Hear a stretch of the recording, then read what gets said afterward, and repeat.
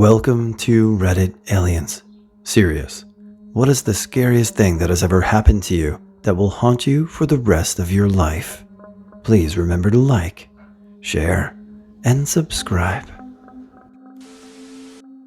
3 years ago, I was driving down I-95 in the fast lane. The guy in front of me didn't have working brake lights. He's cresting a hill and I'm a few car lengths behind him. As I go up the hill, I realize that there's standstill traffic, and the guy in front of me had been slowing down.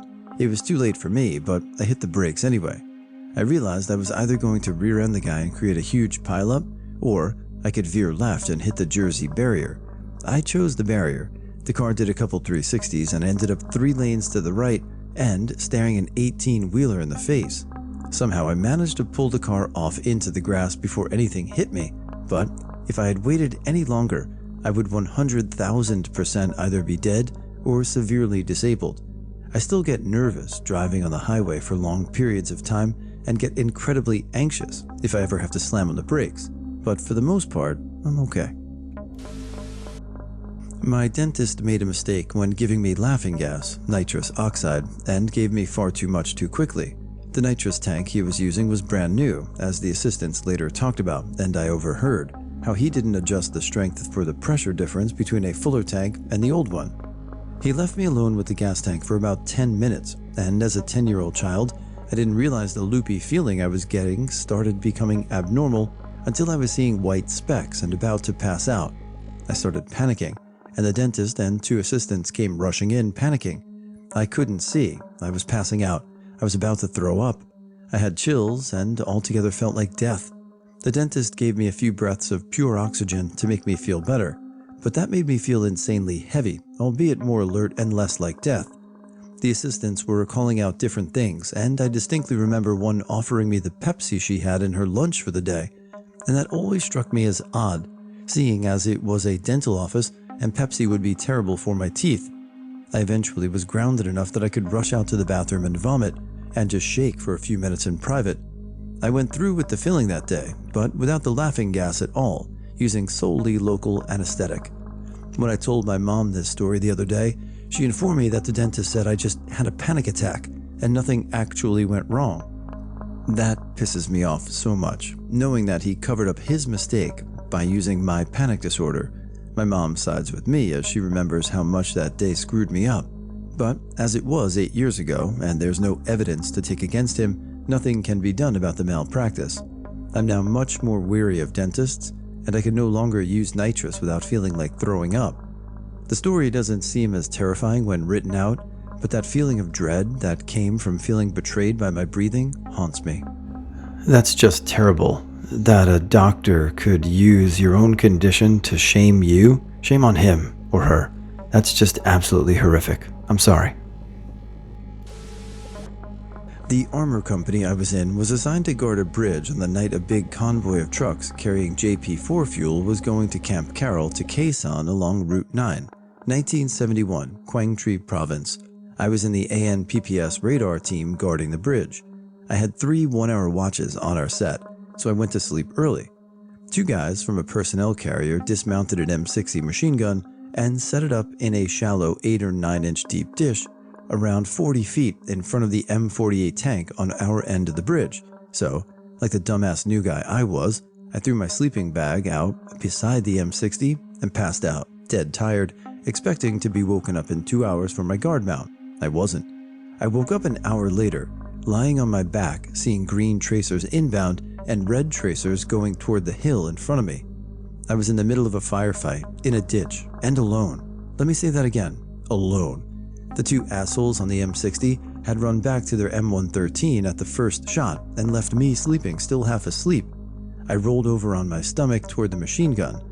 That attracted the attention of 6 or 8 NVA soldiers, and they instantly started firing me up. For 10 minutes I was shot at by the RPD machine gun team on the hill, some guys with AK-47s, and had 3 RPGs fired at me. The firing would last 10 to 15 seconds. Then switched to shooting at the fuel trucks and the 4 tanks and the 4 M113s. That happened 5 or 6 times. I laid in the ditch and heard bullets hitting beside me, in front, and behind me. I was absolutely terrified. I prayed to Jesus, Buddha, anyone I could think of. To this day, I can't explain how I lived through that ambush. When fire from our vehicles finally drove the enemy off the hill, my sergeant ordered me to crawl back to him behind the lead tank. I refused. He got the tanks and M113s to give me covering fire, and I worked my courage up and crawled on my hands and knees to my sergeant. Then he had me take off my shirt and pants to look for blood and wounds. Nothing. He couldn't believe it, and then commenced to give the worst ash chewing I've ever had, because he was prior Marine with 1 year in Vietnam. He knew how to shame me too. Anyway, after my year tour, I got out of the army and the nightmares began. I can't count how many times in the next couple of years I woke up in the middle of the night yelling, punching in the air, and soaking wet with sweat. Thankfully, I haven't had any obvious PTSD symptoms in 40 years. Last year's earthquake.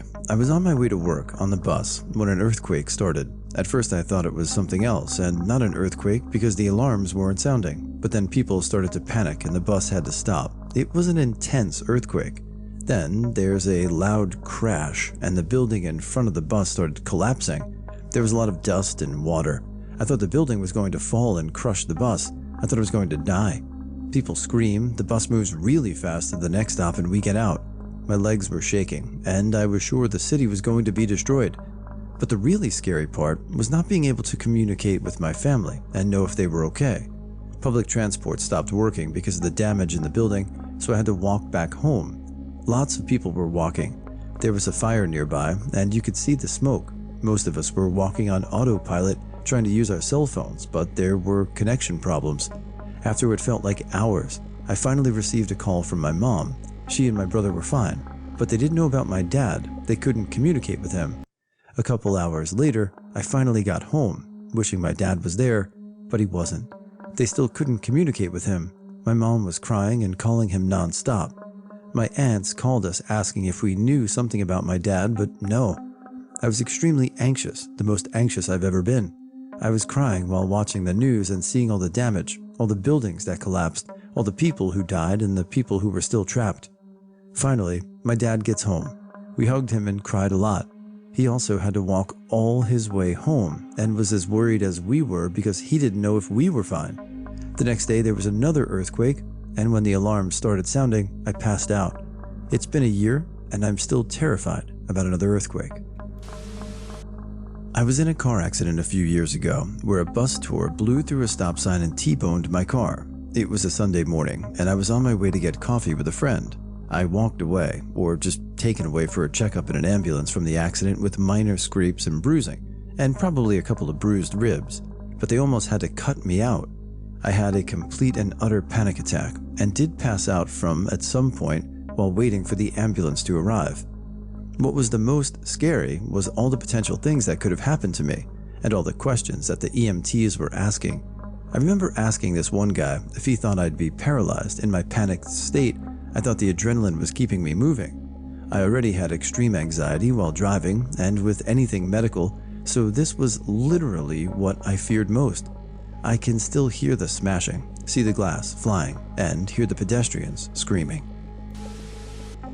My wife is a diabetic, type 1. She changed insulin brands and her doctor was making adjustments to her dosages. I always come to bed several hours after her, but I always give her a kiss when I do. One night, she didn't respond, so I attempted to rouse her. She started screaming and crying loudly. She had told me that this had happened in the past and what to do, so I checked her number, gave her some orange juice, and held her till her number came back up. This happened twice in a row. Her screams and crying give me nightmares still. I'd rather be back deployed dealing with that than go through another episode with my wife. A psycho girl I dated for like 2 weeks stared at me in the eyes and put a lit cigarette out on her forearm. 4 days later, a gaggle of cops showed up at my door with sexual abuse and assault charges from said psycho. One cop grabbed my collar and was yelling at me, "Did you put an effing cigarette out on this girl's arm?" After literally 2 days of basically interrogating me and assumably speaking to her, they figured it all out. The whole thing was out of the blue and effing terrifying. I feel like the whole situation could have been so bad at no fault of my own. Turns out, she'd had quite a history of this type of thing and had actually lost her license as a clinical social worker due to similar false allegations. Fun side story, I happened to have dinner with her parents a few days prior, and mid-dinner, her mother started crying and told everyone at the table that her father forced her to have sex so he could maintain a healthy prostate. Yikes. Last summer, my wife and I, along with our best friends, another married couple, decided to go tubing down the local river. This river is where the kayaking portion of the '96 Summer Olympics took place. The rapid whitewater section was way upriver from where we were going, which is fairly calm. I had bought 2 double tubes, one for me and my wife and the other for our friends. We set off floating. We brought along a rope to tie to the tubes together so we wouldn't drift apart. We're having a hell of a time talking and laughing and just enjoying the river for 4 hours or so. We were approaching our end destination, which was a rarely used boat ramp. Right before the ramp, we all bailed out, thinking we were going to just walk up the ramp.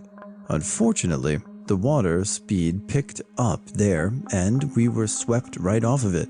My wife and one of our friends slammed into the bank and were able to get a hold of the roots and whatnot.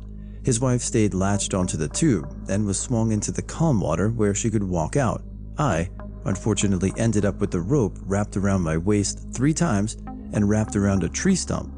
The water kept surging over my face. I only had the tree bark to dig my fingernails in to stay above the water. Both of the wives got out, but my friend let go and caught the stump I was stuck on. He saved my life, at risk to his own. We all have a new respect for water and nature. Oh, the best part is, there was a family on the boat ramp. When they saw what was happening, they left. No attempt to help, nothing. Saw them when we got back upriver where my truck was parked. Mother effers were parked up as fast as they could. Yeah, of course. You've got a great friend there, so enjoy that friendship and build on that. Otherwise, glad you guys made it out okay. And that family? Yeah. I'm not sure if this will haunt me for the rest of my life, but it was still really scary in the moment. I was in the middle of getting a root canal, and I started to feel more of what was going on, but it wasn't enough to make me want more anesthetic. My jaw was killing me because it's permanently dislocated, but there was nothing they could do for it besides letting me pop back into place every 30 minutes or so, and I thought that was the worst of it. They started drilling my tooth, and I started feeling this weird, sharp pain shoot through my eye and left side of my face, and I started shaking, and my head saying, "Nuh-uh," because I had this contraption in my mouth blocking me from talking. The shooting pain started getting so bad, and the dentist and her assistant started panicking too, because they need to find more anesthetic but couldn't find it, and I was thrashing in the chair from the pain. At this point I'm shaking and bawling because the pain is getting worse, and I can't speak or move my mouth because of the contraption protecting my exposed tooth. All I can do is cry and make hand motions to tell them what's wrong. They eventually numb me again and put so much that almost my whole face is numb. I'm still crying at this point because I was alone and both of my parents were out of town, and I just wanted them there because I was so scared. They finally finished the procedure and told me that my canal was so thin that it broke when they were drilling, and the pain was from everything past my tooth was exposed. I was still upset because they didn't handle it very well and made me more scared than I needed to be. I didn't want to scare my parents because they already felt bad that they weren't able to be there for me that day because my tooth was so badly damaged and it was more complicated than a normal root canal. So I didn't tell them until they got home. I ended up going home and spent the day passed out on the couch because all the crying and double the amount of local anesthetic made me super sleepy. On the bright side, my little brother came over with a bunch of food and spent the night, and we played video games together all night after I woke up. That was so nice of him. I normally experience sleep paralysis, but this was the scariest yet. After class, I went back to my dorm and dove into bed as I was so tired. This happened in the afternoon, and sun was high up. I knew I wasn't asleep because I was staring at my bedpost, or so I thought I was. Suddenly, I can't move a single muscle. I tried every trick in the book, moving my toe, my fingers, focusing on my breathing, but nope, still paralyzed. After a couple of attempts, I heard a demonic voice whisper to my ear. It was mocking me for trying to go to sleep. After that, my eyes shot open, even though I knew they were open in the first place. I know this was in my mind playing tricks on me, but damn it, until now I'm scared as F when I experience sleep paralysis. Apartment. 2-story house with a tiny apartment on the top floor. Had improper heating, trailer park house heater with incorrect ventilation. Carbon monoxide was just pouring into the place. Wife, and always loved sleeping with the window crack next to our bed. That cold winter air may have been what had saved our lives over and over again during our 3 months there. One night, super high winds, I slept on the couch a few feet away from the heater. My wife could not get me to wake up when she came home. It took her basically beating the shit out of me to get a response. She got me out of there. Gas company, I believe it came out that night for possible leak. Come to find out, the duct system, etc. was not done properly. The apartment was filled with levels that would have killed me if my wife had not come home early that day, and possibly should have killed us 10 times over. But possibly thanks to our love for ice-cold air and cracking the windows, we lived. I guess the gas company guy just went off on the house owner, which lived downstairs. We left our apartment shortly after that. No fight about the lease, and got everything back. Probably just happy we were not going to sue them, or try to sue. When I was a kid, it was apparent to most of my family that my dad suffered from bipolar disorder. My mother would usually be the one to take the brunt of all his episodes until one day she decided she was done being the codependent. The divorce when I was 10. The following year, my dad had become severely depressed. He was already a heavy alcoholic, but somehow managed to drink more than what I thought was humanly possible. One night, my parents were arguing over the phone. My mom's room was right next to mine, so I could hear her yelling and crying. Can't exactly remember what was said. I fell asleep that night and had what is one of the most awful nightmares I've ever had to date. I could clearly see my dad had hung himself from the rafters in the garage of the home he was living in. The next day I went to school, everything normal and as usual. Halfway through the morning, I'm pulled out of class by my principal, told to feel better, which confused me. I wasn't sick. Come to find out that the nightmare I had the night before had come true. My mother didn't tell me the exact cause of his death until about 3 or 4 years later when I turned 15. But in the back of my mind, I had known all along what happened. To this day, some 7 years later or so, I still get night terrors and am terrified of sleeping most nights because I fear I'll have dreams of another loved one dying. I had a religious/spiritual discovery period in my mid-20s after having left the JWs and Mormons, where I read books and talked to a few people about belief systems. I attended a, edit not genuine, Native American journeying session that was mildly interesting, and then was invited to a sweat lodge ceremony a few weeks later. We went into the sweat lodge a total of 3 times. There were around 20 of us in there, and each time the leader made more and more steam. The 3rd time, he made it so hot that I started to seriously panic, and was having such a hard time breathing I had to cover my own mouth with both hands and breathe through the cracks between my fingers. When it was time to go out, I rushed to the nearby creek or river and went under several times to cool off. This was years before the sweat lodge deaths in 2009.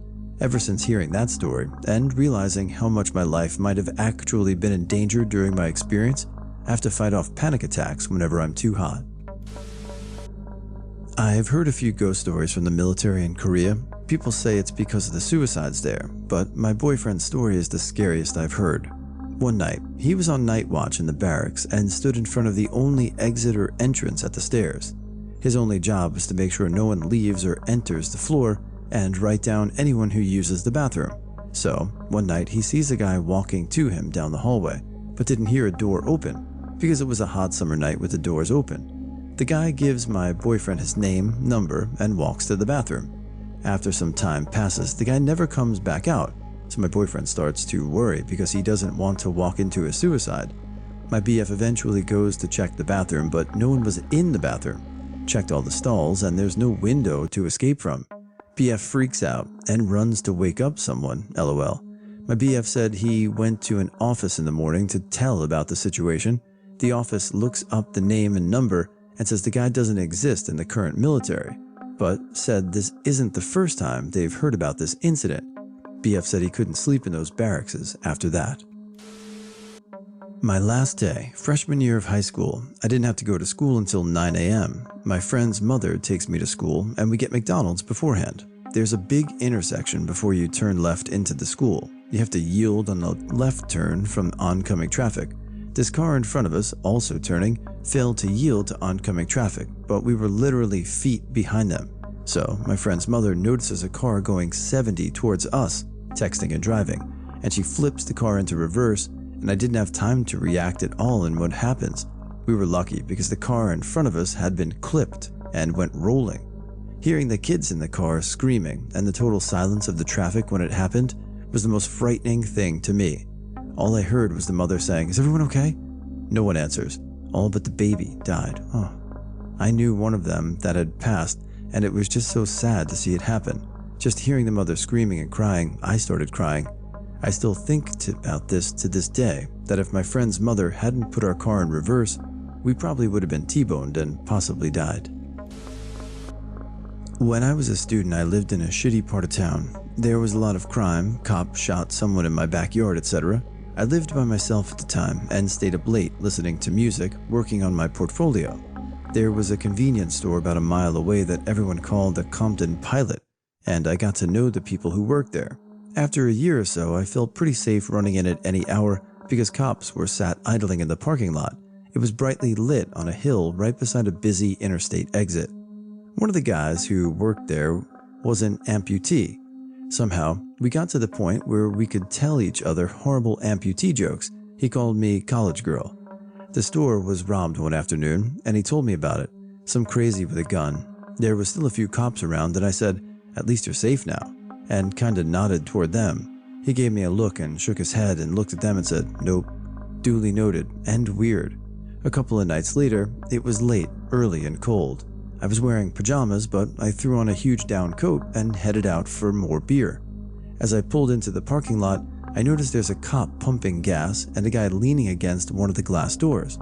Another guy was sitting in a car that was running. I start to walk in, and the sketchy guy standing at the door asks me for a cig. I said I was sorry, no, and kept going. Then he said something else to me that I didn't hear, so I glanced at him and noticed he was only wearing sweatpants and stroking this huge boner. I flung myself inside, but I heard him shout and then laugh and start talking to the guy in the car. My friend was working, so I told him about the dick guy, but there was a cop right there, so I would appreciate it if he would just watch me walk back out to my car.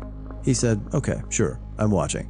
I turned around and started marching back out when the cop wheels around and pulls up behind my car, nearly blocking me in on all three sides. At this point, I literally could not believe what was happening. I was so scared, it was like I was underwater. The cop was leaning down, looking out his window, smiling at me, and the sweatpants guy had his hands on the door. My friend came up behind me and locked both doors. The cop got out of the car and knocked on the glass, beckoning the cashier out there. My friend said, "Lock the door behind me," and the guy steps out and talks to them. All three of the men keep looking at me. Finally, one of them, kinda not so playfully, punches him on the shoulder and they walk off. Then my friend comes back inside and locks the door again. The cop was the first to leave, and then the two creeps. I said, "What did you say to them?" Shaking so hard my voice was quavering. And he said, "I told them you were my girlfriend." Then he said, "Just hang here for a few minutes. When I say so, I need to leave. Get straight out on the interstate. Do not go home." We sat behind the counter with the doors locked and drank a beer. About 20 minutes later, I left and went to my ex-boyfriend's house where I had a full-blown panic attack. 3 weeks later, I lived back downtown. To this day, I have no idea what those evil men had in mind. I have no idea if my gas station buddy was in on it somehow. I painted a lot of cannibals after that, and I never went out late by myself. This past summer, I went to stay with my cousin at her house near a lake. We only went to the lake one of the days I was there, but I probably will never forget it. Everything was really normal until we were walking back to the car. Keep in mind that I was a teenager, and my cousin looks like she could be my age. As we were walking back, a man stopped us and told us that he was glad to see us, and would have stayed if he could. We were walking away from the lake, he was walking towards it. I didn't think anything of it, as my cousin is a teacher, and I figured he might have been one of her coworkers. When we got to the parking lot, she explained to me how she thought that was weird, and I realized it was just some random person. We get to the parking lot, and some woman in an old SUV pulls up to us, while blocking the exit of the parking lot. She begins to ask us questions about the lake, and although it is not too strange at first, she starts asking the same questions over and over again in slightly different wording. At this point, I get freaked out and walk back to her car. My cousin comes back to the car and we get in, and she tells me how she heard a man mumbling in the back, no one in the passenger seat, and how the lady wanted her to look at a picture of a deer. At this point, the parking lot is almost totally empty, maybe 5 spaces filled out of 50 spaces, but the woman parks right next to us. She starts talking to us through the window and asking the same kind of questions she asked before. Once we make it clear we have to leave, she starts walking away from the lake. As we're driving home, I tell my cousin how it gave me a really creepy feeling. To me, it almost seemed like some kind of ploy, considering women are more likely to trust other women. When we got back to her house, we told her husband about it, and he confirmed that we weren't completely crazy. In the end, we called the non-emergency line because hopefully, if they did hurt anyone, it would help find them. And if you made strangers so uncomfortable they called the non-emergency line on you, then you might want to reevaluate the way you talk to strangers. Some people have said they don't think we overreacted, but others have disagreed. I'm kind of wondering how many people think we did or didn't, and what some opinions on this are also.